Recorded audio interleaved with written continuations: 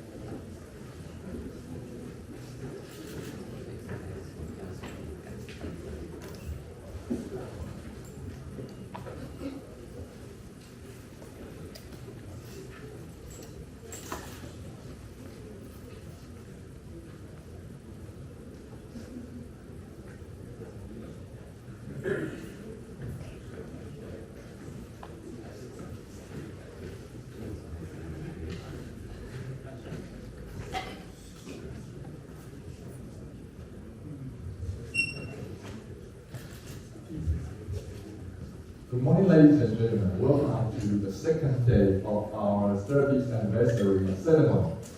Today it's my honor to invite a great person who helped us a lot for our institute.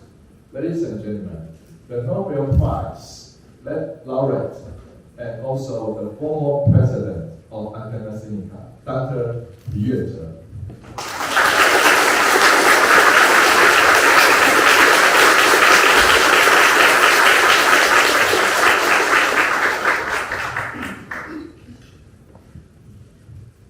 We would like to invite you to give us some words, please.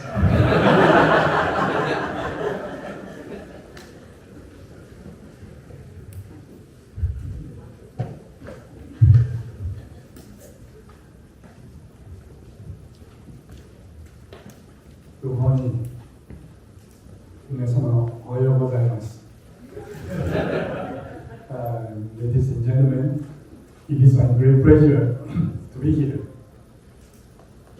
When I was the president of the academy,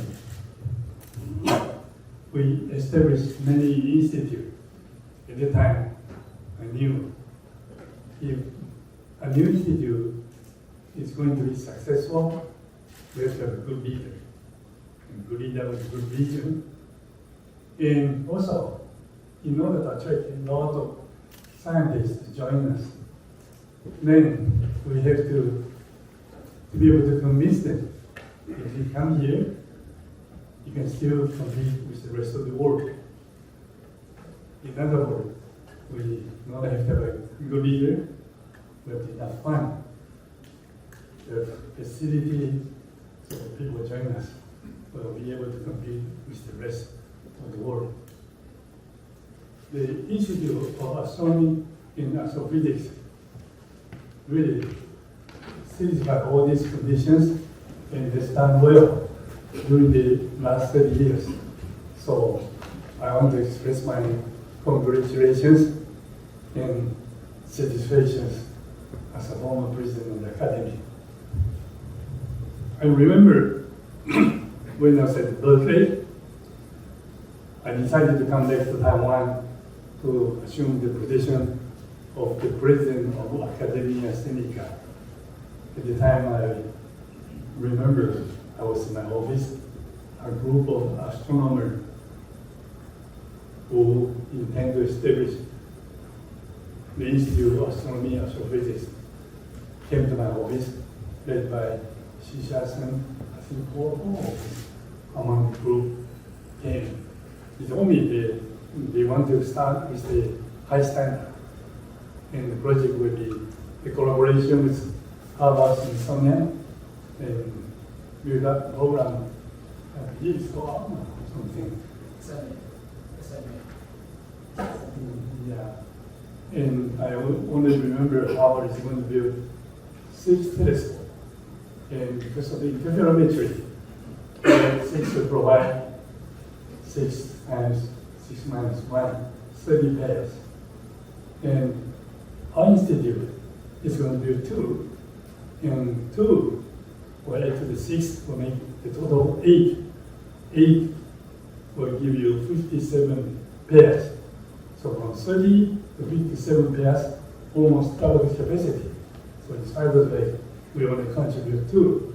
So Harvard Smithsonian was very excited that we would join, and actually we did. It was the starting project for Institute of Astronomy and Astrophysics. But when I came back, I did see some problem. The Institute requested, I think it was $3 million to build the telescope, and the budget was frozen by Minister of Science and Technology. So I remember the first thing I had to do as the president of the academy is to talk to the government to give us budgeting. It's about $3 million to get the project going. And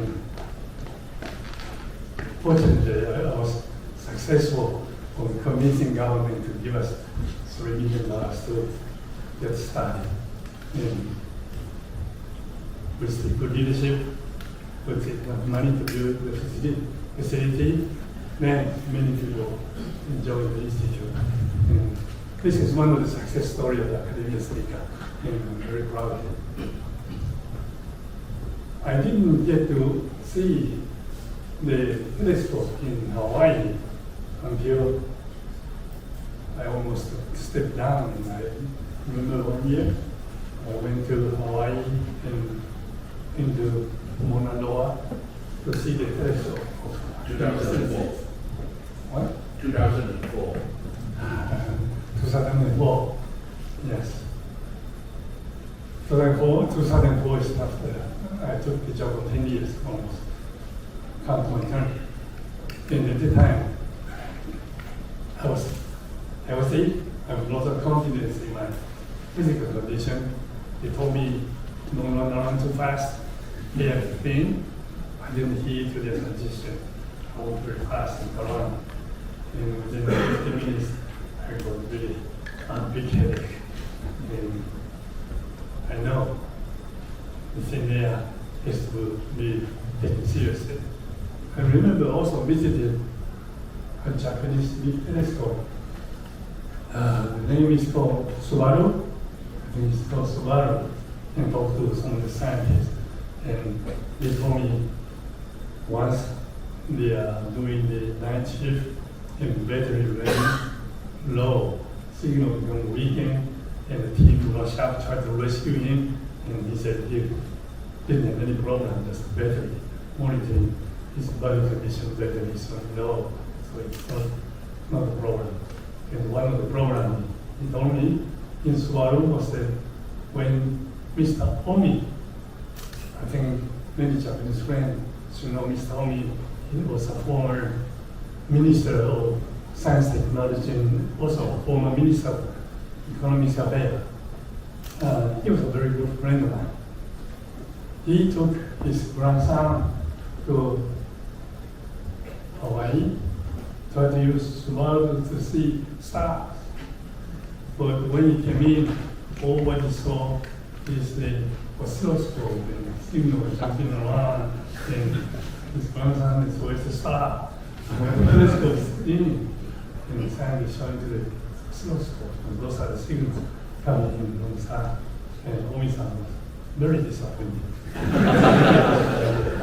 So I suggested we should set up another telescope, smaller one.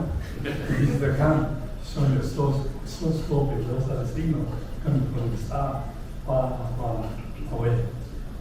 But the astronomy is one good thing. When we look at the object, we look at the object far away. So everybody look at the star, the side parallel, side of parallel. So collaboration is easier. You look at each other, and your eyes close and fighting for meeting each other. But there's astronomer always looking far away, and that's a good history to be in. Well, I will not want to take too much time away from you, but I just want to congratulate you for the 30th anniversary. Every institute, after established for 30 years, will celebrate 30th anniversary. But this celebration is a successful institution celebrating what you have accomplished during the last 30 years. I was certainly happy to be involved, but was not too happy when I went to Mauna Kea, and unveiled a new telescope. That telescope is supposed to be observing the background radiation of the universe. And when I unveiled it, I saw my name underneath. And really, I didn't feel very happy. I wanted the institute to try to threaten me. We all work together and get the science going. But today, I'm happy that we have accomplished a great deal. And I'm looking forward to see more and more great scientists be produced by this institute. So, I thank you very much.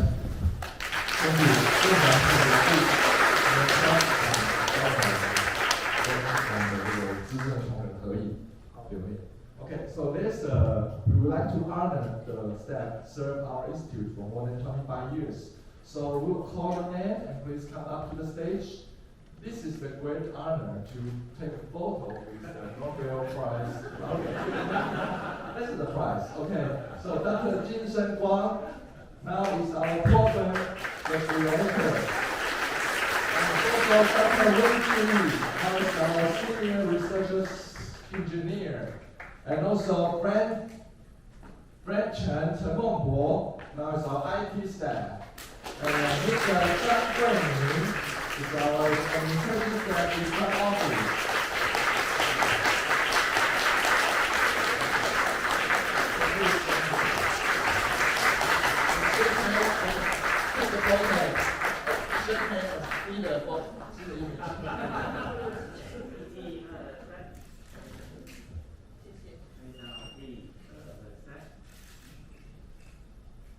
Thank you.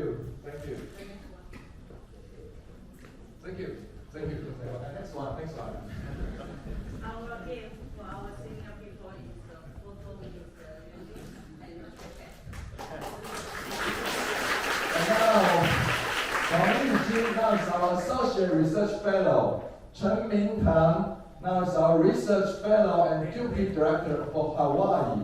And Philip Raffin is our engineer. And also, the most senior person, Dr. Yi-Jehng, our research fellow.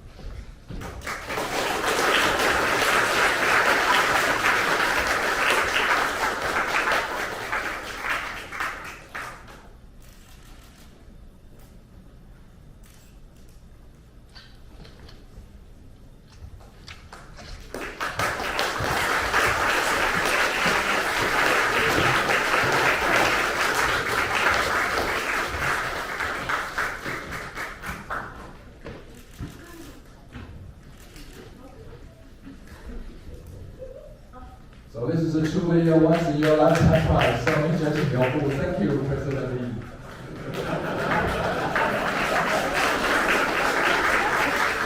Okay, now it's a speech time.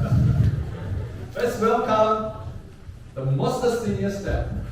Number one, Yi-Jehng.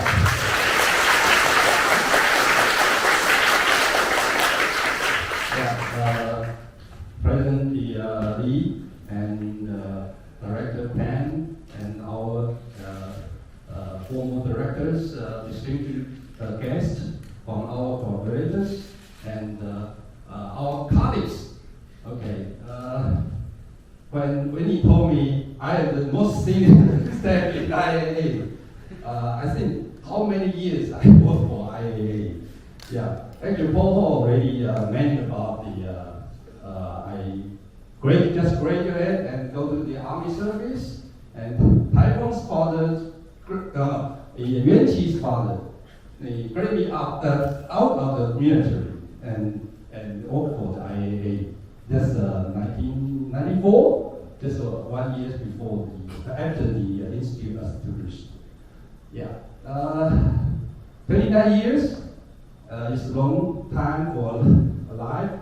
I changed from the young man with a fresh liver to a 50s man with a gray hair. Okay. So I believe the senior peoples are always chased by the project. We don't really have the time to look back what happened before. Okay. So I spent some time and look back at the development of the institutes and myself.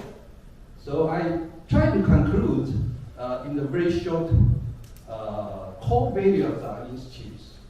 So I would like to say the support and share is the core of our institute, just based on observation. Okay. So support, of course, very important from the headquarters, give us enough budget to support the frontier implementation, nice scientific work. And we also thank all the directors. Okay, they share their vision, they support us to do the job. We don't, if we have trouble, we just exit. Hey, director, we need help. So we solve the problem, so we can focus on our task to finish our job. Okay. We share with we support by the international collaborator and also share the experience. We learn a lot from the international collaborators because we are young. You know, we from the few people to 10 people to 100 people. So we need to learn a lot from the matures, the international cooperators. For example, when we started radio group, we formed the original EA receiver group. So I always call we have the annual meetings. We always call this a big group meeting of the Eastern Asia receiver group there. Thus we share the experience, share the tasks, share the opportunities. Yeah. Within the institute, we share resource from budget to budget, from lab to lab. We support each other. Okay. So I think this mostly, to me, it is IAA like a family. So we share and support each other. That's why we can have such successful achievement at this moment. So I will become the senior staff. So I will follow our senior directors or the panel members. I will try to support and share my visions, my support to the young generations. Yeah. So I hope we can keep such kind of traditions. So we can have the more bright next 30 years. Thank you very much.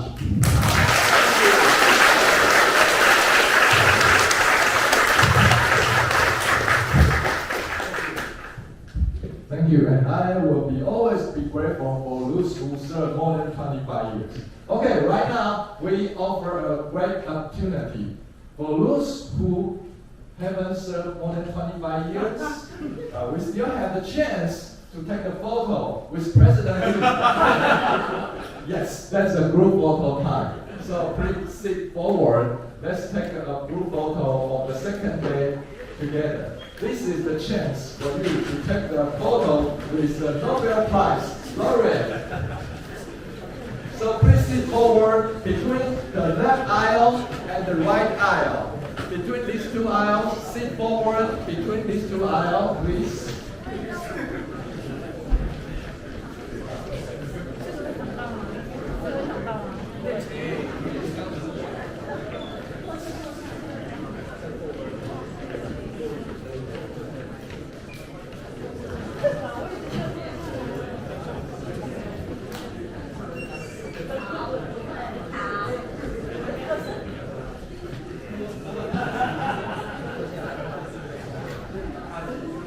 Okay, sit forward, please. We have some seat in front. 坐前面一点，后面的人都很小。 So if you want to see you, if you want to face who you see in the picture, please sit forward.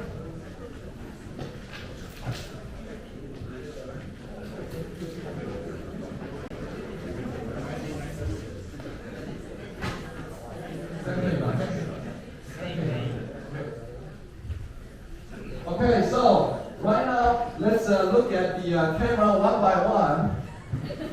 Tony, okay, so Tony, raise your hand.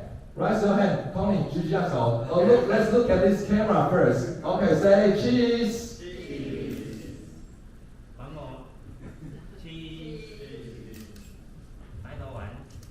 Cheese. Thank you. Okay, then let's look at the camera of Joshua and say cheese. Okay, 1, 2, 3. Come on. Okay, good. Okay, thank you. And okay, there's one more. Sorry. 换你去，换你去。 Okay, and then please show your hand with 30. Oh, only this one. Okay, 30 years. Okay, thank you. Okay, this way. 30. One more. Oh, use your left hand. No, right hand. Sorry, right hand. Use your right hand. Let's all use right hand. 30. 1, 2, 3. Okay. Okay, thank you. And then we will have a break. Prepare some steak, drinks outside. So please enjoy outside. And we come back at 10:20. Thank you. Okay, ladies and gentlemen, in this session we will have a couple of friends from university. So first of all, I would like to invite from National Central University, the Director of Institute of Astronomy, Professor Chou Yi.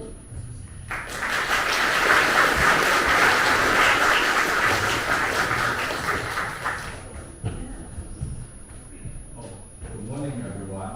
Okay, here I'd like to first, congratulations for the 30-year anniversary of the ASIAA. Okay, today I'd like to share with you about the whole history, in the ASIAA. I'd like to, talk about the 30 years, collaboration between the ASIAA and our institute, IANCU. Okay, actually, our two institutes established almost in the same time. Okay, IANCU established in the 1992. This is the photo that last year we celebrate our 30-year anniversary. Okay, and this year, we gather here, to celebrate, the 30-year anniversary of the ASIAA. Okay, so because because of establishment of the two institutes, it actually puts up the astronomy research in Taiwan. So so in the 30 years, we have a lot of collaborations. But today I just talk about some important project.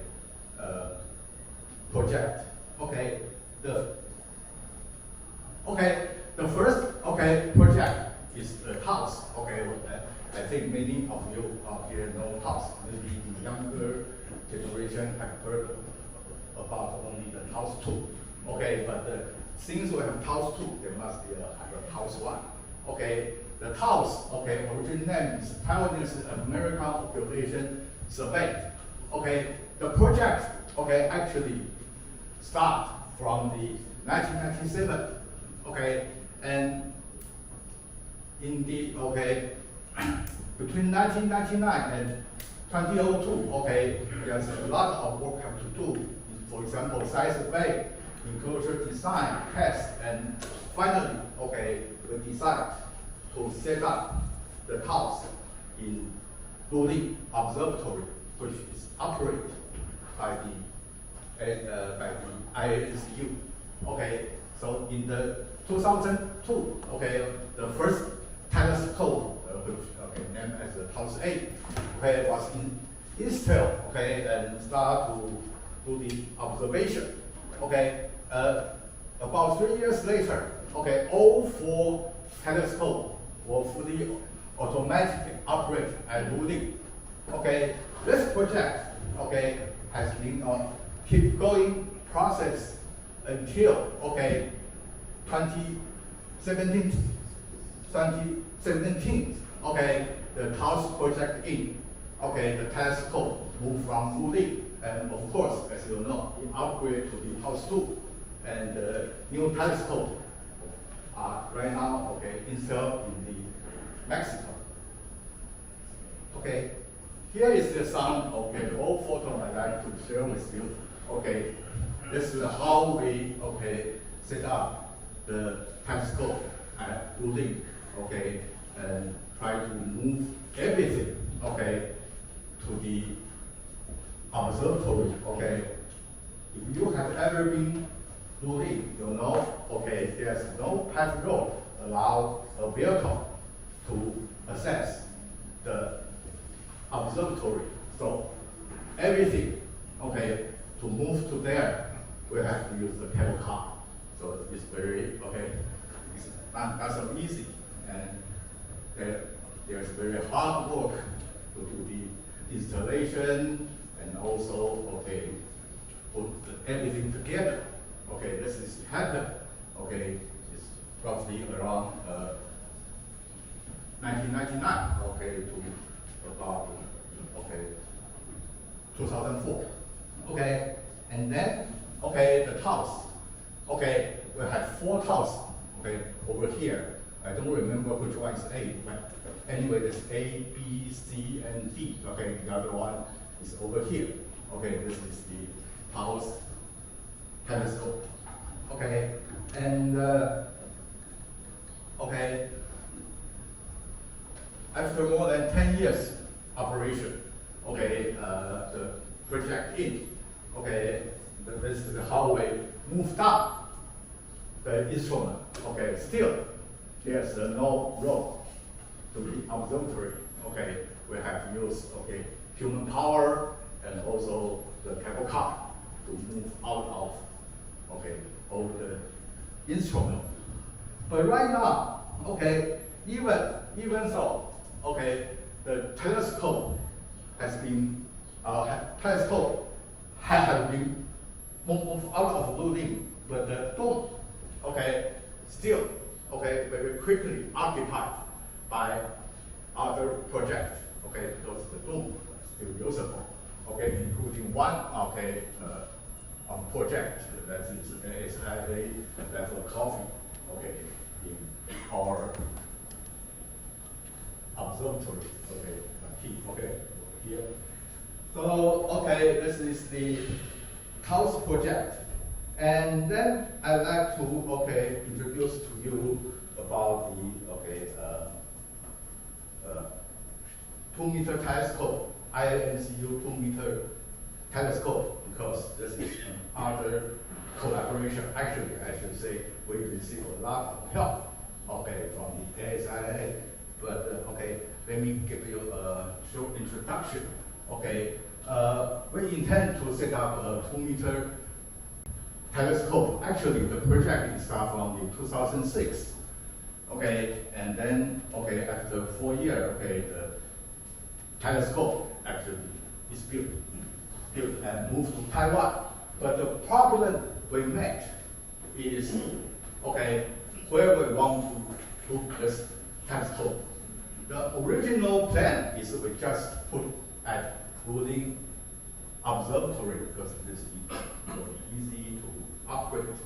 But unfortunately, there's a lot of some other things, such as the environmental impact study, construction permit, and so on. So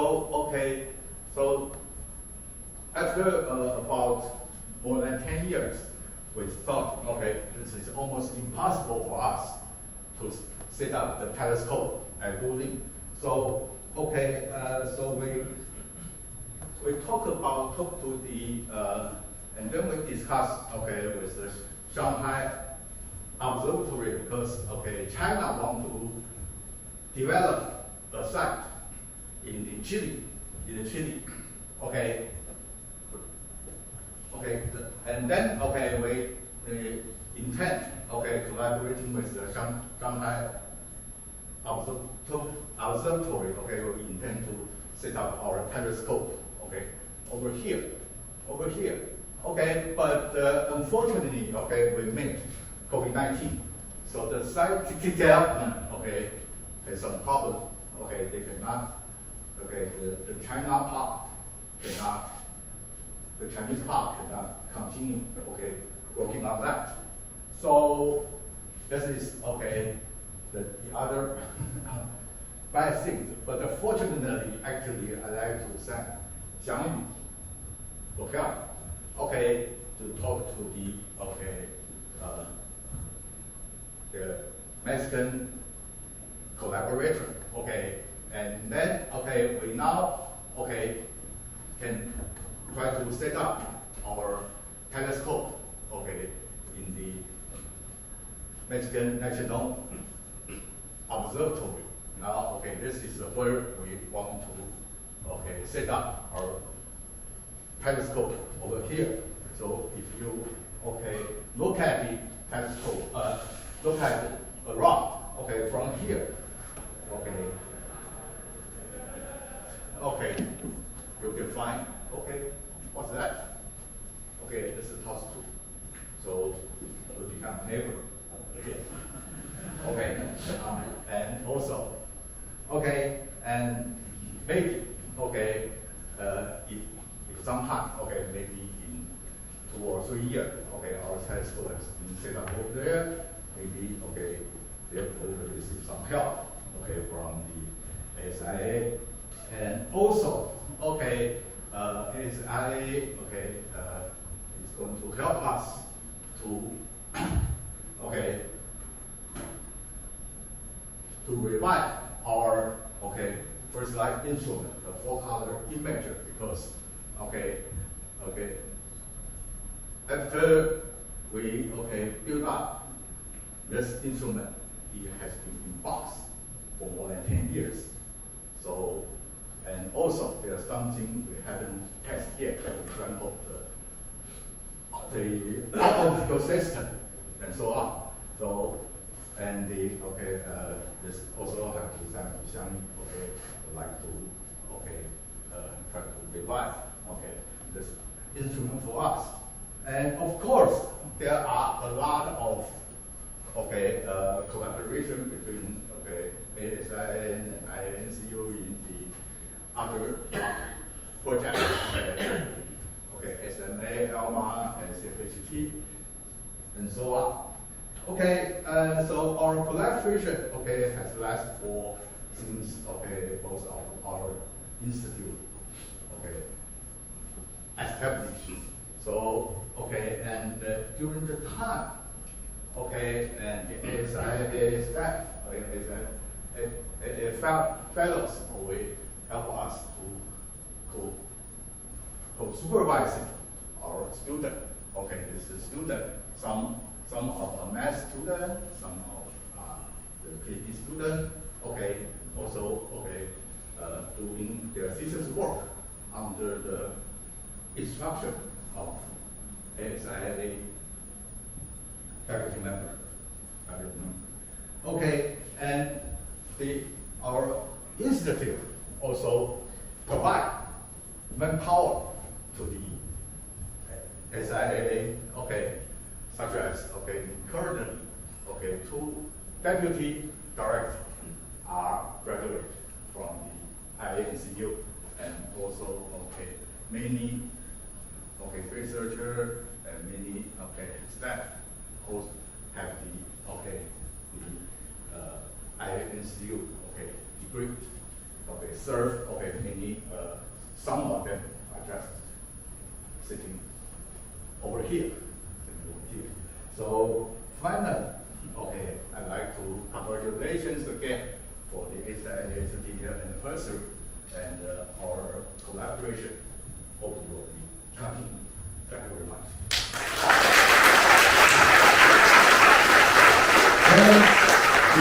Professor Chou. Thank you. And next coming up is the Professor of Department of Earth Science and the Professor of Department of Earth Sciences from National Taiwan Normal University, Dr. Kuan Yi-Jehng. And I would like to also emphasize, Yi-Jehng is also one of the most senior staff of IAA. Let's welcome Professor Yuan-Tseh.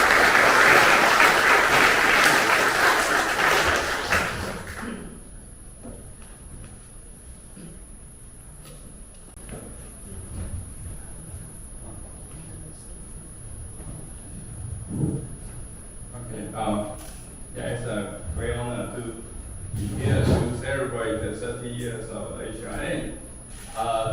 And I assigned the job here is to talk about the collaboration between the university and ASIAA.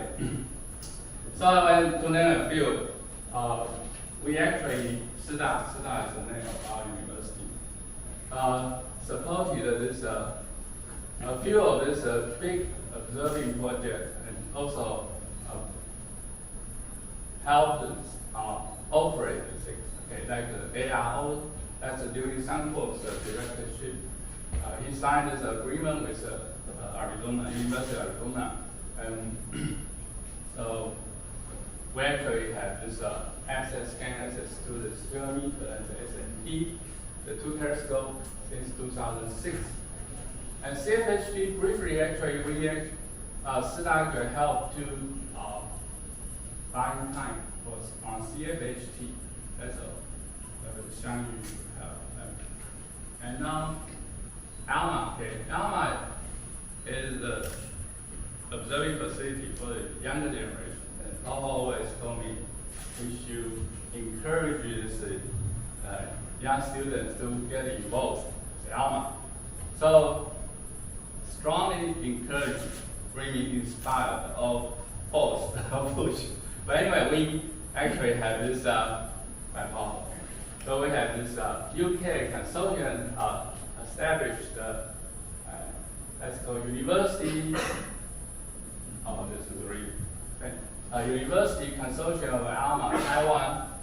That's between this university, among the university in Taiwan, and also we initiated the CASA project. So lasting very long. The joint effort between UCAD and ASIAA is not just about the training, it's actually we collaborated in hiring this postdoc. That creates a bigger impact to Taiwan's astronomy. Here shows this some of this occasion. We have this big event meeting on our campus. So you can see some of the people. You can recognize them. Now, besides this observing facility and radio things, we actually have other collaboration. I think one of this most important one is actually Paul came to my university and talked to the president of my university and persuaded him, saying that Taiwan needs more astronomers. So we were given some faculty quota to hire more astronomers and astrophysicists in my department, Earth Science department. So that's a Paul's help. It's really very timely and important. There are many more. So, but I think using this opportunity, it's maybe good for me to say a few words about the early days of ASIAA, because I was one of the first people arrived at ASIAA. So, ASIAA was first located in this Institute of Science due to Taiwan's connection. So, I call this the IES era. So the first thing I want to talk about is the so-called greenhouse effect. IES has a 6-story building, right? And it has this glass ceiling, for the central courtyard. So it's actually acts like the greenhouse. And in the summertime, it's become very humid and warm. But they turn off this air conditioning, central air conditioning, about like 5 p.m. during the office hour. So it's really like working in this hot oven, infrared radiation, very strong during that time. So we cannot stand with that. So we went to the director, Yuan-Tseh, and he agreed, kindly agreed, so to talk to the IES director. But I didn't get far, because this electric bill is very high, right? So they want to save money. But then, so we decided to say, okay, we only have 3 or 4 offices, so we can install our own AC, and we can do that. Okay. And so we have this individual air conditioners installed. The problem is fixed. Okay. But then we were happy, but a week later, we were told we are not allowed to turn on this air conditioner after 5 p.m. Even we will pay the bill ourselves. Okay. So do you know the reason why? You won't pay the bill. Because the people at IES feel psychologically unbalanced because seeing us have this better treatment. Great, I mean, not joking. So we are not allowed to turn on even we pay for it. But anyway, that's one of the stories. So we have a small staff. So we have 5 research academic staff. Besides this director and Typhoon is a joint research fellow, we have 3 postdocs, okay, Jeremy Ling and Jonathan Lee. By the way, Jonathan Lee is a professor in medical school now in Florida. As a Harvard student. I wasn't my student, but I No. Okay. I would talk to her too. So. Oh, okay, good. That's one example. So on occasion, Typhoon actually stopped. He got a new 4x4. At that time, Taiwan didn't have this 4x4. I mean, it's not SUV thing at that time. So Typhoon bought a Delica, is a 4x4. Only one choice here in Taiwan at that time. So Typhoon was very happy and stuck all of us into this his new car and drove to Ali factory, Luling, and also to this Kaohsiung. Kaohsiung, and for this annual meeting of the Physics Society in Dongtan Dashi. So we actually, afterward, we thought, well, because that time it's only the one highway, and it's very dangerous. The freeway, sorry, it's the 301, Dongsan Gaozu Gongsan. So we say, okay, good. So we all jam into one car. If a car accident happens, we will not have an ASIAA anymore. Now, start formation in 95. Start formation workshop 95. That's after Zhou's arrival. Some of you may know him. And so Frank assigned us a task to hold this start formation workshop in Taipei. And that's a summer of 1995. So actually, a lot of people show up. Now some of them are still in the field. So let's show you this picture of those participants during that time. But you just add 30 years, 25 years to then you can know them here. Okay, now another thing is, because we are a new institute, only 5 people, but the one thing is very urgent to do is to have the library set up. The library is very important. During that time, we don't have the PDF, the open access things, right? Everything is printed on paper. So we actually need to set up this library with all these journals and the preprint. I don't know how many people still remember the preprint things. Not too many, though, but only 100%. But that's important at that time, right?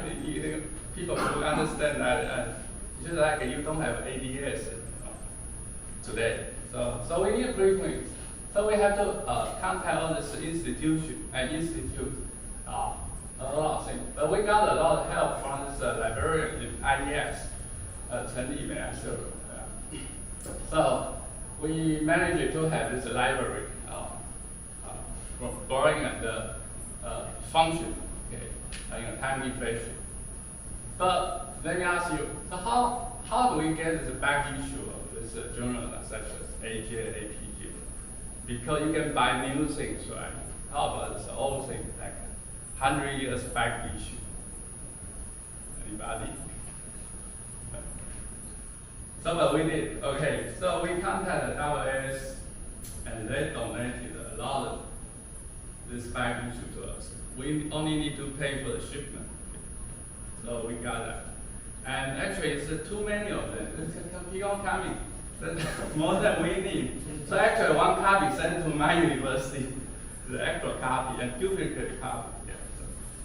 So that's how we did it.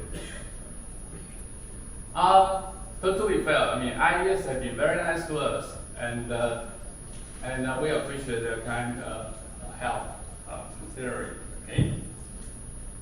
Now we move to Institute of Biochem, in 1996. Actually, before that, we wanted to move to NTNU, but they don't like us. Actually, I don't remember my memory fades, but I think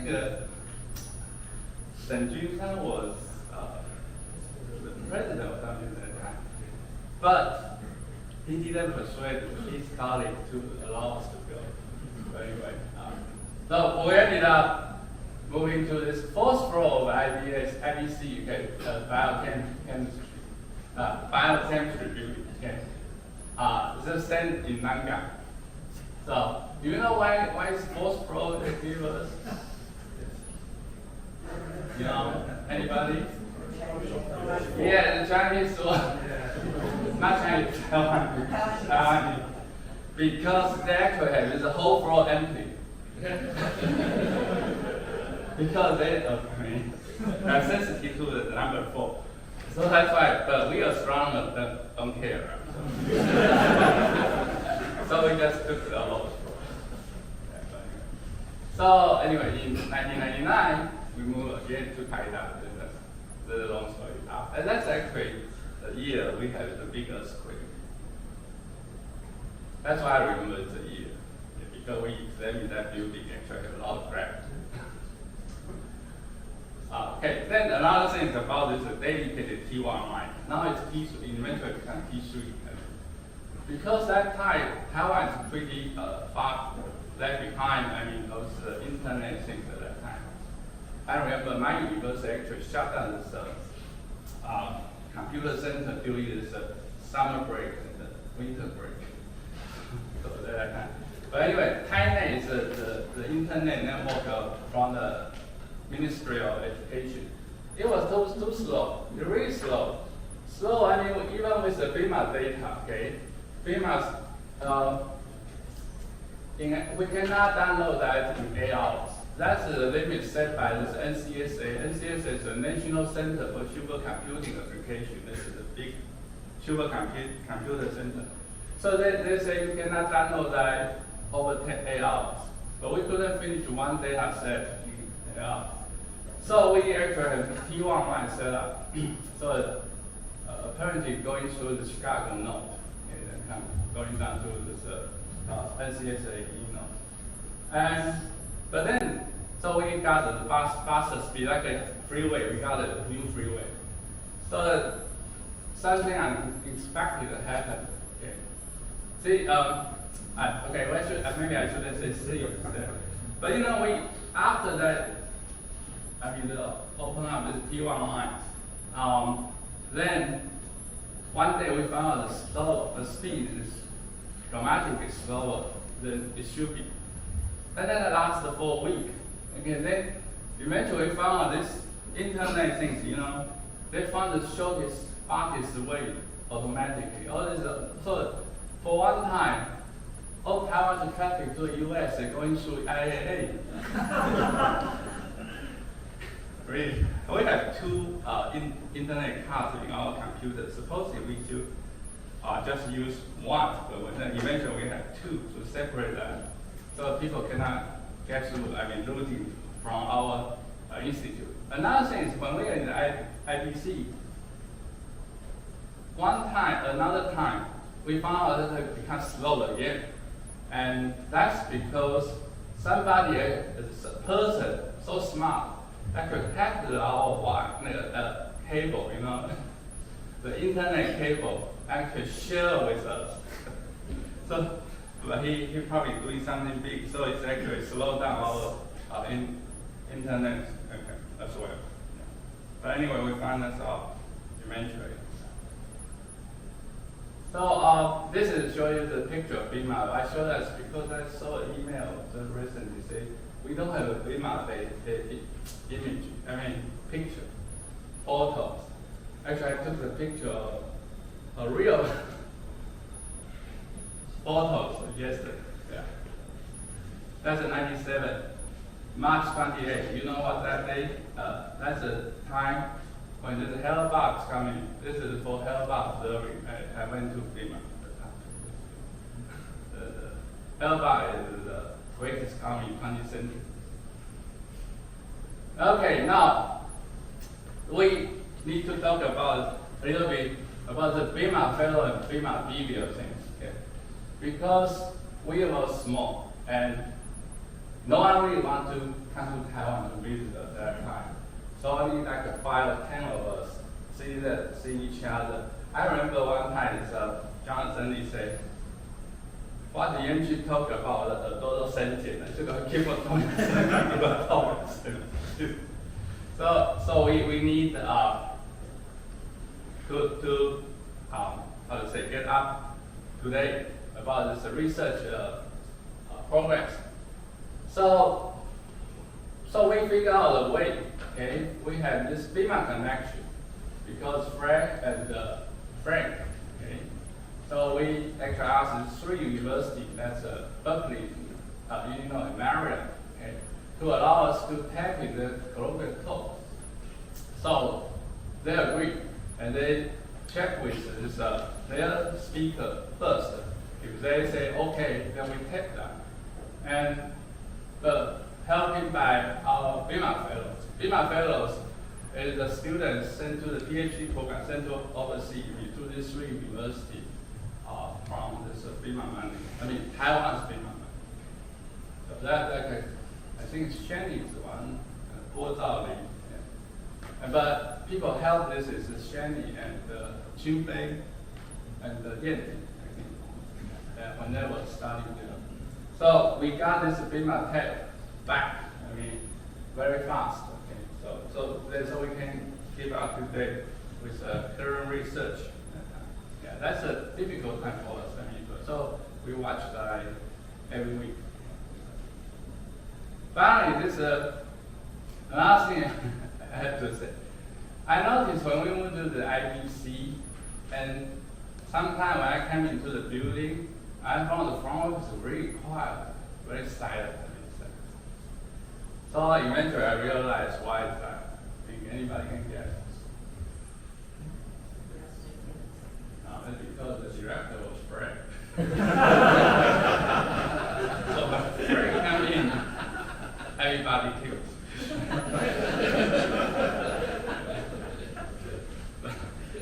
Really dramatic and different. You can tell.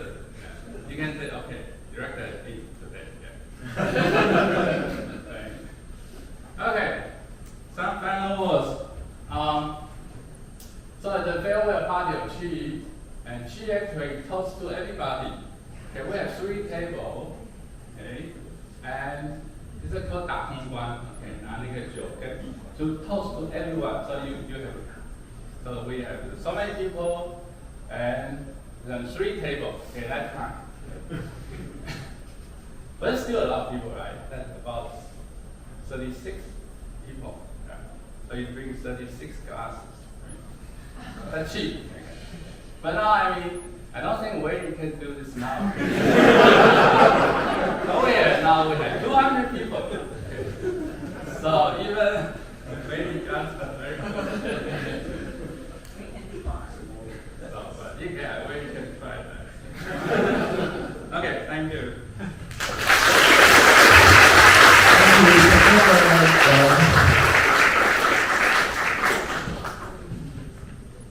So next coming up, we would like to invite Daniel Liang. Now he's a full research fellow of IES at Academia Sinica on behalf of Yuan-Tseh, our member of advisory panel.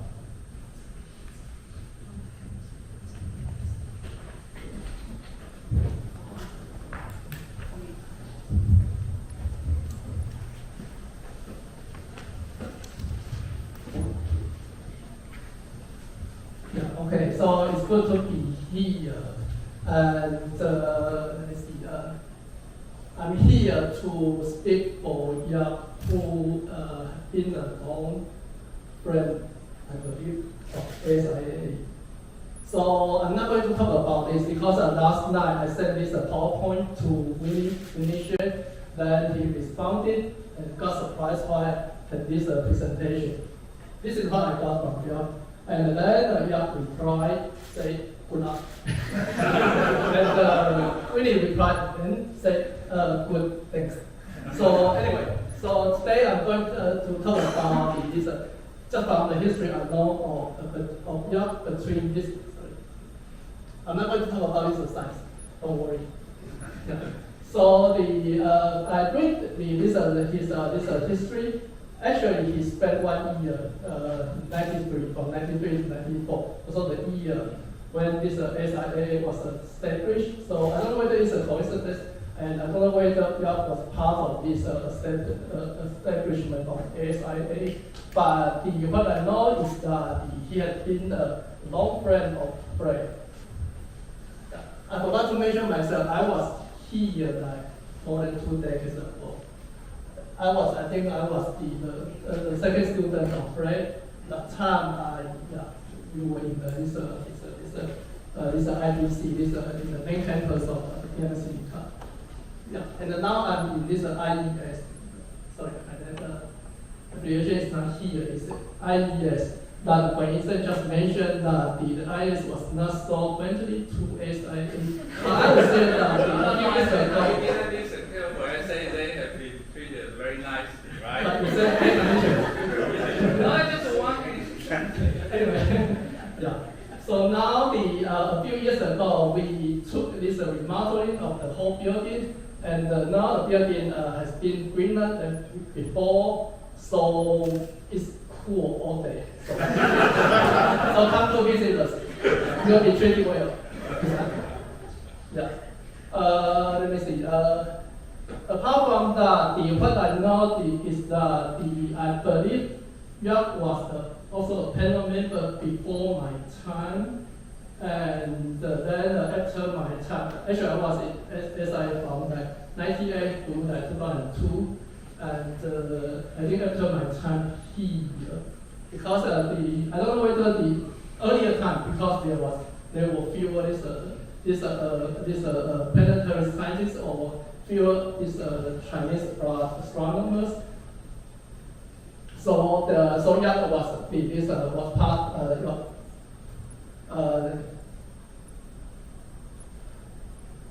yeah, actually, I think that Yuan was like the two things that Yuan likes the most. One is this science.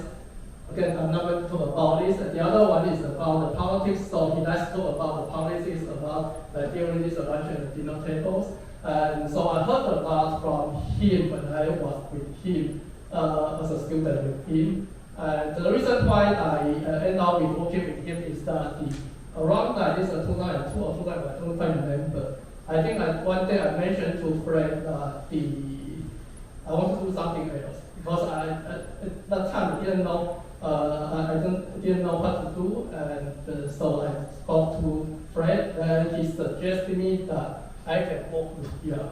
So I don't know whether it's probably as a return. So he became this panel member again after my time here. Yeah. Yeah. So yeah, that's about the Yuan and this ASIAA.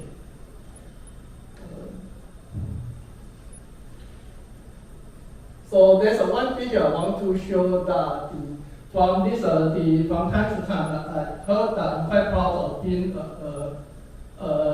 ASIAA. Also have heard about this positive, good, outstanding achievement from ASIAA, especially something related to like SMA and the ARMA. I did all this planetary science, this planetary atmosphere modeling with Yuan.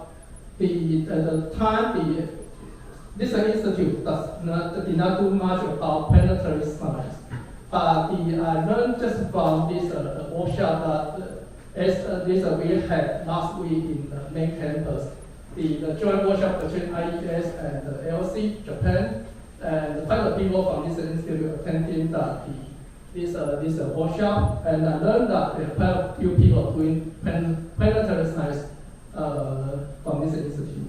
So it's good that now we finally have this connection between this astronomy, original astronomy is that because originally when I did the work with the friend, we were doing this galaxy, interacting galaxies. But now I'm doing Earth science, but we know that Earth science is part of planet. And the planet is part of the solar system, and solar system is part of our galaxy. So they are all connected, and connected to our living environment. So this is a project that Yuan did, and also that I did this modeling with him, and we explored this Venus. And now in the last few years, this ARMA and also SMA both play an important role in planetary science, especially this to detect astronomical pieces from our solar system planet's atmosphere. So I believe that because now this SIS is a 30th anniversary birthday, this about completion say 30 years. So beyond which this institute is going to a new chapter. So I'm glad to be here. Yeah, congratulations. Yeah, thank you.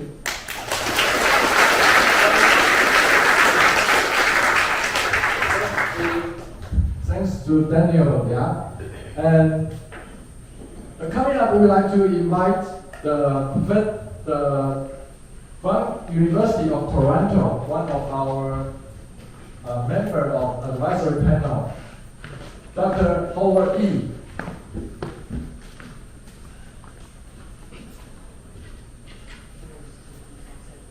up within a few minutes for setting up the computer.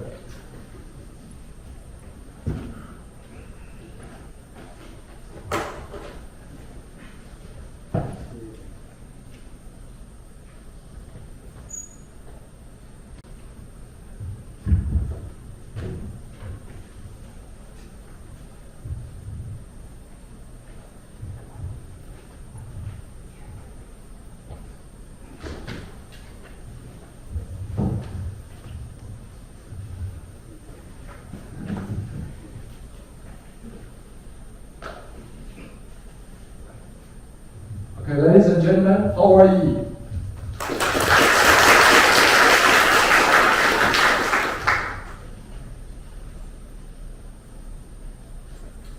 So, first I'd like to thank I invited me to on this event, and they give me a title, reflection on my personal reflection on the institute. And so I decided to use that title, but didn't really have a lot of idea what I was going to talk about. Originally I was going to talk about maybe the development of optical IR at ASIAA, some history of it. And as I look into more and more, looking at the files I have, going back 32 years, I find that it's actually quite a fascinating story at how IAA was established. And I retired a year or two ago, and they packed up my office, and I find I have all these old documents that Typhoon sent me in 32 years ago. And I also on the computer, I have all these emails from those eras.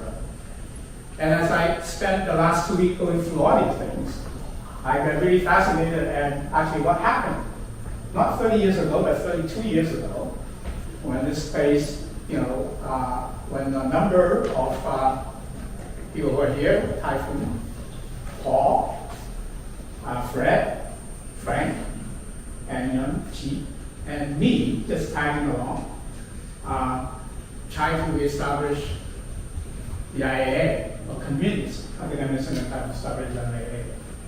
And so I saw completely change what I was going to talk about, and spend 2 weeks reading about 2,000 emails, also by Frank Chou. And so, but first, let me just say a few words about my association with the ASIAA, in case people who are not more than 32 years old. So here's sort of the summary of the main associations I have. So beginning I was in what we call planning committee, and and then there was a second 10-year planning committee, and 10 years later, and I was on that committee, co-chair Fred Lowe. But my main part of the ASIAA had been on the advisory committee. I think I probably at this point hold the record of having the most advisory panel meetings. I was a member from start, 1993 and 1995, and I turned out, I just found I was too busy traveling to Taipei, was too complicated from Toronto, and I removed myself in 1995. But then I come back in 1999, and I was a panel member until last year. And I actually chaired the panel several times. So up until 2020, I was the only person who broke the mafia cartel of Frank Chou and Fred Lowe being the panel chair on this time. And now one time is the fourth person to become chair of the advisory panel in 30 years. So I spent about 4 sabbatical here. You can see the date here. I would say I enjoy them each time more because I learn more how to navigate Taipei. Anyway, so that just let you look at what my association is with. So when I decided to do this, I wanted to start my talk on this March 1991 conference. It's the first international astronomy conference in Taiwan. And it's also the first time, my first trip to Taiwan. And I was asked to be on the scientific organizing committee with Alistair Pinko and Fred Lowe being the chair of the committee. And I actually did quite a bit of organizing along with Alistair Pinko, who was a good friend and collaborator of mine for many years. We were classmates together at Caltech. And Fred Pinko is at Berkeley. I think that's a French European organizing this conference. And it was, so I was asked to do that in August of 1990, and by the fall I realized there was something else going on because Typhoon and Frank told me to stay longer or come earlier. And they are going to do something to try to help establish an Institute of Astronomy and Astrophysics in the US. So naively I said, sure, no problem. And then I started getting these packages of stuff from Typhoon. And I guess in those days, I actually didn't even bother reading it because I'm going to a conference, or I read it, I don't remember it. And then so only I found it when I packed up my office in Toronto and I look at these things and say, oh, what is this? So this is the first page of the document. It's a very small document. And it's the first written record of the suggestion of having an IAA that I can find. So of course, Typhoon can probably know about what this because he sent me this. And so this is sort of backstory on before 1991, where there is a conference in Taipei where we start trying to push for establishing an institute. So here is the best I can translate. This is the reported feasibility establishing Institute of Astronomy and Astrophysics. And it's chaired by Li Wei, who is the director of Academic Sinica Math Institute at those days. So there's a committee of 4 here of AS people, and plus Yuan-Tseh. And so here's Typhoon, here's Yuan-Tseh. And there were very few astronomers in Taipei at that time. You can see a few of these that at least I now recognize: Yi-Jehng, Li, so this document is very thin, very big font, and I'm going to show a few pages of it. So in section 3, what it has here is saying that in 1990, Frank Chou was visiting Taiwan for a long-term visit for a few months. And according to Frank's later email, he said that was the first time he visited Taiwan, had anything to do with astronomy, other than a personal visit. And in September 20th, there was a meeting in either Tsinghua or NCU, where they sit together and talk about how to establish or how to push astronomy further ahead. I'm sure Typhoon remember that. He's probably the one who organized this. And in this report, there's only listed 7 points of some of the conclusions that discussions have brought up. One is they want to build up astronomy in Taiwan so that in 10 years they would have at least 20 very active astronomers. And then they go on to another page, and it includes things like, it already included things like, radio astronomy would be one of the few that they can pursue. And also, the other thing was, they even talk about how, we need to find sites. And at that time, there's a lot of talk about National Astronomical Observatory. And a couple of pages down, this report actually mentioned that now is a good time to do this because in 1991 there will be an international conference at AS headquarters, and in there were 4 American Chinese, or not American, Canadian Chinese, who will come and they will help us to push for an institute. So you can see that Frank, Fred, myself, and Paul already listed in this document. Okay, so I didn't appreciate this when I got this from Typhoon in early 1991 when we were sending background information. So let's go back to what's now called TAW1, Taipei Astrophysics, Taiwan Astrophysics Workshop. Eventually, there's a whole bunch of meetings called TAWN. And so this is a meeting on relation between active galactic nuclei and star groups. Actually, Alex, Pinko, Fred Lowe, and I spent quite a bit of time trying to figure out what title to use in order to bring out these people that they might want to help establish the institute. So you can see that it's all planned ahead of time, and yes, I didn't know. It's Paul, Fred Lowe, and myself on the Scientific Organization Committee, and Typhoon and Frank, who don't really work on these fields, in the local organizing committee. And now, Frank started sending a lot of email towards the end of 1990, and as mentioned, email is actually not easy to deal with in the early 1990s. We don't have internet, we don't have Wi-Fi that you can lock your computer in anywhere. So he sent a whole lot of email telling what is happening and what we need to do when we get to Taipei. So I pinned them all out in a stack and brought it to the meeting so that I don't get lost as to who is doing what at what time. So in fact, it was this document that was in my own file that I printed out, that I take to the meeting, that made me realize that, oh, there was a lot of emails, to go find them, and I managed to find them in my computer.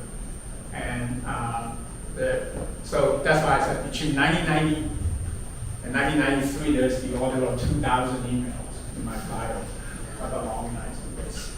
And you can see that, for example, this is one of Frank's email, double column, it's all one email.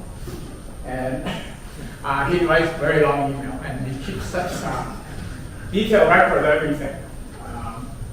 And so this particular email is saying that how when he calls the game of 4, Fred, Howard, Paul, and then plus Typhoon, who is just like he's not part of the game of 4, really. He's a good guy. And say how we need to arrive at a certain time and try to organize a meeting. And the big thing was this panel discussion that we're trying to organize, which is a meeting of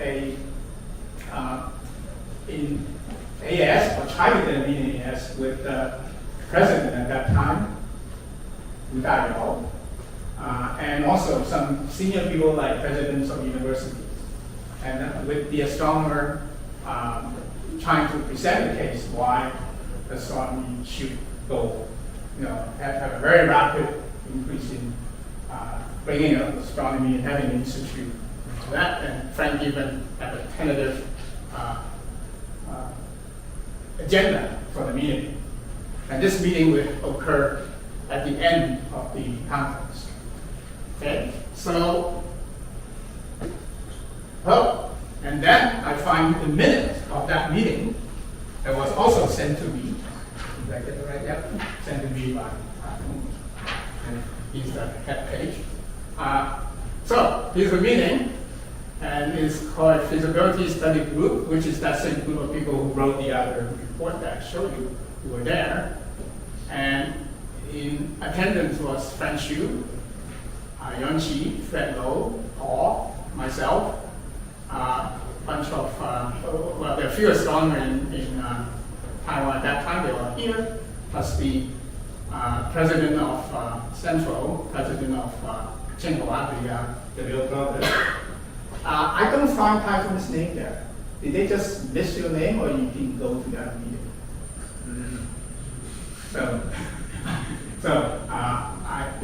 his name was not there. Anyway, so here's the minute, and Fred Lowe gave the main presentation. And so this is his slide, the first page. And what is the best way to develop astronomy and astrophysics in Taiwan. And this is almost his last page where he says the long-term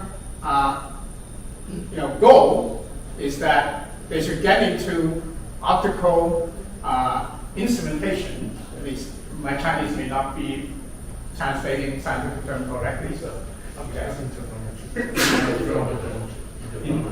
So this is the photometry. Okay, that's right. This is also here. 2D infrared detectors, and then millimeter interferometry array. Yeah. So except for the optical interferometry, the other two is that they actually are done. And so now, 2 months later, someone sent me this newspaper clip. I actually couldn't figure out who. And a little sticky note on it, and the person write down his or her name, and I cannot read the name. So someone sent me this by mail. And it actually didn't look good because they interviewed the president of Academic Sinica, and the statement here is that Academic Sinica really don't have the possibility of hosting an Institute of Astronomy and Astrophysics. But he really encouraged that we should push astronomy by having institutes in universities. So this is only 2 months after that meeting. But someone was able to convince Academic and NSC, the National Science Commission, to commission a 10-year plan exercise for an astronomy and astrophysics in Academia Sinica, despite what Udaya was saying to the press. And according to Frank's email, who wanted specifics. You want projects, you want budgets, you want names. I think Paul understands that's the thing you always need, right, to get something. And so over the summer, after the meeting, so spring and summer, primarily Frank, Fred, and Paul. This is also distilling from many emails that mostly Frank wrote and acted. And occasionally Paul answers and I answer. Or maybe when Paul answers, he doesn't send it to me, so I have a record of all the things that Paul wrote. I have the record of all the things that Frank should send me. And so they basically, we have extensive email discussion about what should be done. And Frank, Fred, and Paul have meetings to talk to people in BIMA, Berkeley, and the SMA, which Paul will know more about.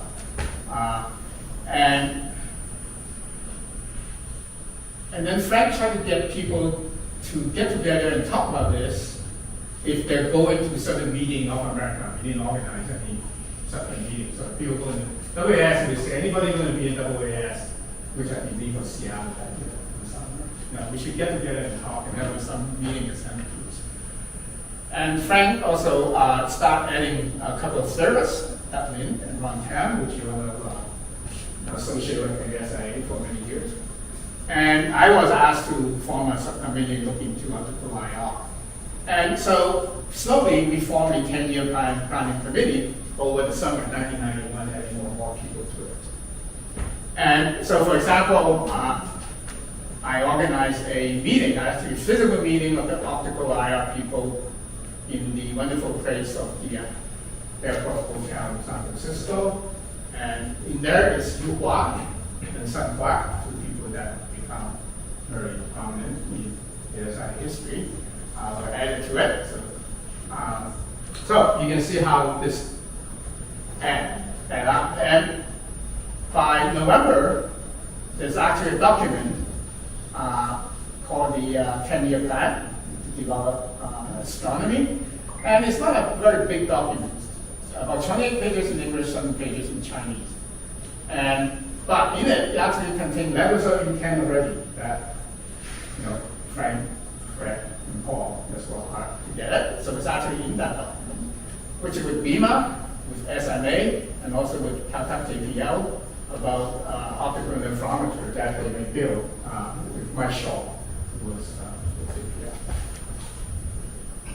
And in this, that is actually a budget. Okay, this is spending profile, operating budget, capital budget.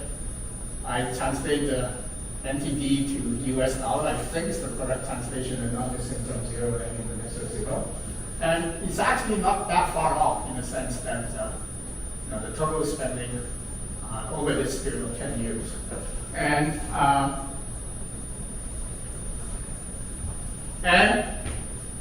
at the same time, we organized a meeting of what we call the DAW2 in Nangang again, to try to get people together from both overseas and in Taiwan to talk about, continue to push to see whether they can convince people to, the government or the agencies to build an institute at AS. And so there's this meeting again in March in Nangang, and basically the people who were in the planning committee by then has go up to about over 20 people, and we also invited engineers and technical people, technology people to talk about instrument building. And in fact, this is the list at that time of the the planning committee members. There are 21, of which 9 are from Taiwan and the other are from North America. And you can see how Taiwan is concentrated in its National Center in Chiang Mai University. Out of the 9, 5 of them are at TU2. So that pretty much sort of the astronomers in Taiwan at that time. And so over 1992, NSC and AS tried to find a way to how to deal with this proposal. There were a lot of discussion as to how to make NSC and AS set up to review committee that would be favorable to this happening. And by November 1992, NSC tentatively agreed to fund the training and visitor program for a trial period of 3 years. And then on the 21st of November meeting of the Council of the Academia Sinica, a motion to establish an IAA was actually approved. And Typhoon and Frank was at the meeting. And I see a little smile on that, so he remembers. I didn't, I only learned this from email. And that's what Typhoon sent us. Okay? Mission accomplished.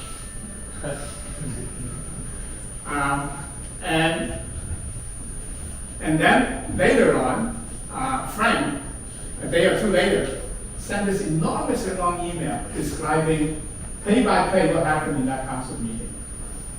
Who is trying to push it this way? Who is trying to, stifle, the IA? Who is trying to support it?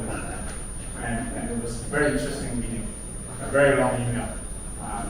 He doesn't even record anything on his pad or make notes or whatever. Or make things up, who knows. Anyway, so the planning committee realized that they get to work. So they organized to TWA3 and tried to bring people together to discuss strategy and consensus of how to proceed. And this time it will be at NCU, again in March. This is 1993 now. And this is the agenda, 3-day meeting. And these are the people who attended. And as you can see, these are the overseas Chinese, and these are the Taiwan local participants. So, by the end of March, in a meeting that I think is Typhoon and Frank in the AS headquarters, without Yuan-Tseh, if they're gonna, since they already passed the motion to reestablish the institute. We hired on that initially, there'll be 3 rotating directors, and then asked Frank to set up the first advisory panel, because there's no institute. The senior people are basically mostly will be from this panel. And he wanted the 3 directors to be Yuan-Tseh, Typhoon Yuan-Tseh, and Fred Low. And then April 30th is an email from Typhoon, and to a bigger number of people now, instead of just to earlier to a small court, which announcing that the presidential office has officially approved the establishment of the preparatory office for IAA. However, it also says that there is no fund for it in the first year. And he will have his own budget by July 1994.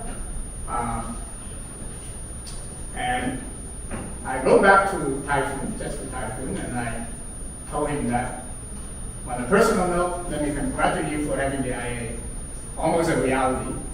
And I said, I never cease to be amazed at how far your quiet, patient persistence and the tireless effort have carried this business forward so far. And I still feel the same way. And there's another email around that time that I got that had to do with this guy sitting in front here. Is that hi Fred, assume that you will be at Berkeley AAS, a grad student from Princeton, Wei Penn, who will also be at the AAS that is very interested in the Taiwan Astronomy Initiative. And I suggest that he should introduce himself to me. So he can bring me. He's actually Canadian, but did his BSc in Taiwan. He wrote me a while ago asking me about the IAA. I just met him at the Victoria CASCA, at Canadian Astronomical Society meeting, where he gave a very impressive talk for a second-year grad student, for second-year student on top of first. So, he's that guy that for 30 years ago. So, in July 1993, the ASIAA preparatory office was set up and housed in the Earth Science Institute, so a lot of people probably have already. So that a lot of story there, so I won't say very much. So, yes, you notice that we are called the preparatory office, and it's an institute with a sufficient number of senior fellows. So you need to get a certain number of senior fellows before you become a full institute. And it took, as Dr. had mentioned, it took 16 or 17 years, depending on how you count, for IAA to do that. And as a preparatory office, the advisory panel actually holds the power. He approves all the hiring and all the big positions. And in fact, the first thing the panel did in 1993 was to hire people. And I don't know whether I still have the package of the applications. They were sent by paper, in big paper envelope by Typhoon to the members. So, and the advisory panel was set up, so this is actually the letter, and then somehow it showed up, junk. This is without Yang's letter to engage advisory panel members. And for the first panel, this is the list. And you can see that there are actually already quite a large number. You can see a lot of familiar names here. The North American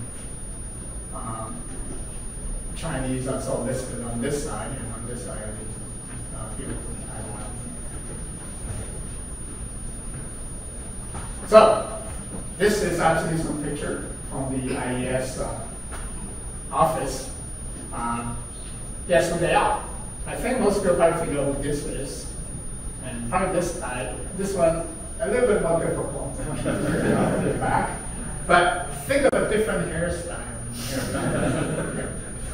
So in fact, this is Paul Frank, is Typhoon. Look very much like your son. And he's Liang. So there's a visitor at that point. This is some other visitor that I didn't get the name from the document. And this is the first. So Hanford, whatever you want to call it, produced. Again, I'm sure Typhoon is the one who put it together. And in our first panel meeting, these are some of the material that's sent. So this is a list of staff number. Before 1994, when the new hires already will be coming, and you can see the same name that Professor Kuan listed, and Jeremy Lin, and Yi-Jehng, and Liang. Liang is early secret student in Toronto, and so it's interesting to hear that he's a professor in Florida, in medicine, imaging, or whatever. Because after the ASIAA, he came back to Toronto. He's from China, but he got from the Canadian PR at that time, got permanent residence. And he actually wrote me and said, try to decide what he's going to do. He doesn't want to just study. And he got into a medical imaging job in one of the big hospitals in Toronto. And good to see that he actually moved far from there. Because I was saying, what radio astronomy, imaging, we do all these things. You can probably find some imaging job somewhere else, like medical imaging. This is the agenda for the first panel meeting. And you notice that space is a rather important consideration, which is the same for the remaining 30 years of the institute, and the same for many institutes. There's always outer space. And in that time, there's actually the two, the people from NCU and I think that's Trademark, and try to talk about site in different places because they need to find site, and they know they need to move on and how to figure out where to go. And so here's my history of where the location of IAA has been. So 93-94 is a few offices in the Earth Science Building.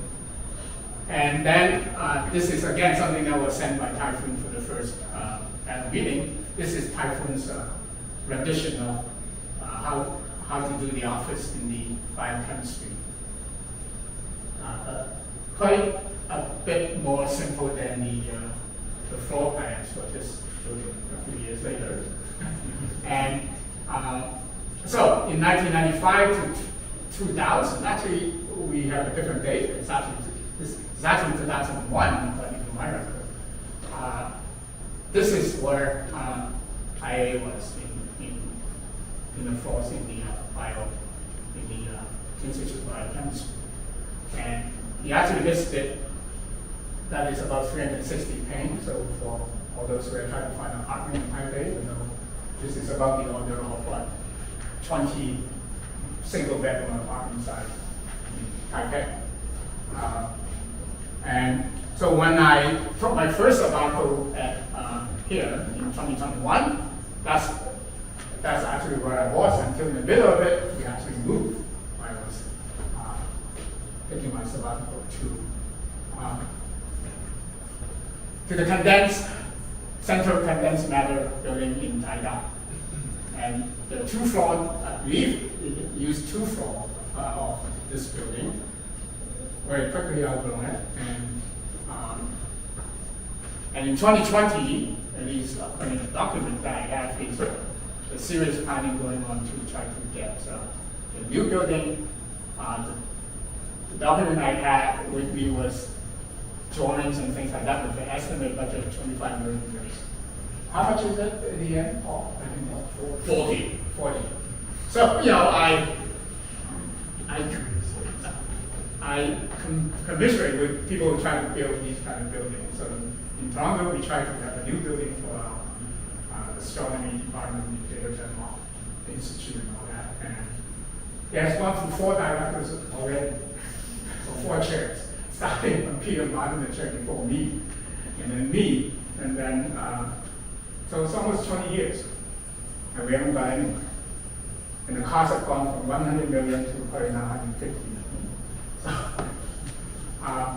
we come very close during my term as chair 10 years ago. But we decided not to take the offer the university gave us. It just wasn't right. There's a subject underneath the place where they want to build, and that was this third on the instrumentation stuff. So I will, end my story up to 1999. So as I mentioned, the director was first on a rotation basis, and it didn't quite go as one after another. Typhoon was first director, and she came in, and then Typhoon took over again in 1996, 97, and President Yuan-Tseh got this tenure in 1994, which was a great help to the institute. And the reason for this, I believe, is we need to get Fred to come back to start the ASIAA project. And it's not easy to have someone just move there at a given time. So that's why the first 2 directors have to hold the fort until 1997 when Fred come back. And the rest is, as they say, history. You guys already gone, different people have gone through a different part. We have a very summary slide for completeness. And I'm going to end with this picture, which was shown already. And here I mark down some of the main character I talked about 10 years after the institute was found, and 20 years before this year. So all these people are 20 years younger. And I can see that very cleverly, the director decided to do the picture here so the institute looked twice as big. Anyway, so, some of us didn't change all that much. 20 years. Anyway, so, thank you.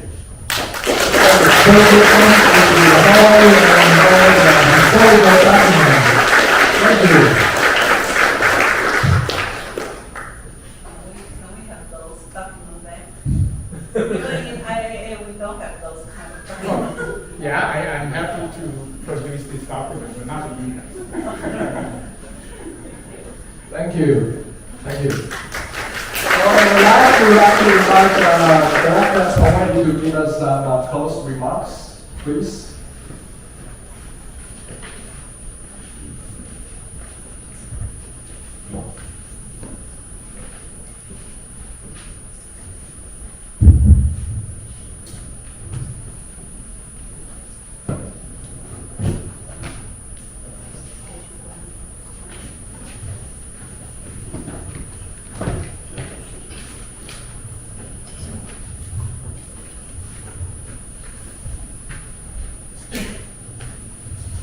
Well, I guess this brings us to the end of a birthday party. I think I learned a lot about the last 30 plus years of what happened. In hindsight, I trying to reflect a little bit of what I was doing in any given year of that history. Clearly, I was actually, I guess in 91, I was actually in Taiwan as a graduate student, but I was not actually aware that there were these activities. The people, of course, were famous people of the day that I knew about, and it's interesting to go back in time and think of how the time has changed.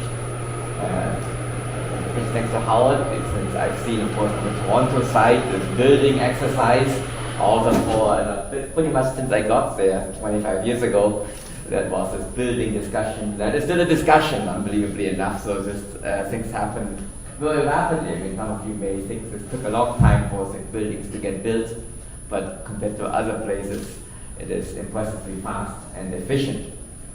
And on this note, I think this has been a great number of talks. Thank you for all the visitors and distinguished guests coming from abroad and giving us the perspective both from the outside and the inside, the prehistory until today.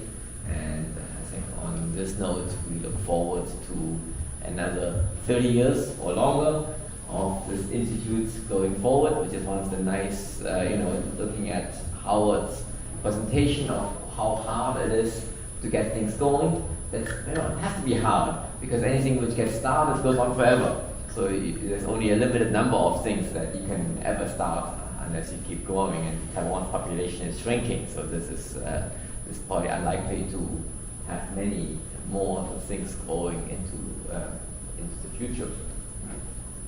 So thank you now, and I think this is the end of our ceremony. I know many of you are actually staying, many of you are from here, but of the visitors who are staying, I hope to continue talking to during your visit while you're here.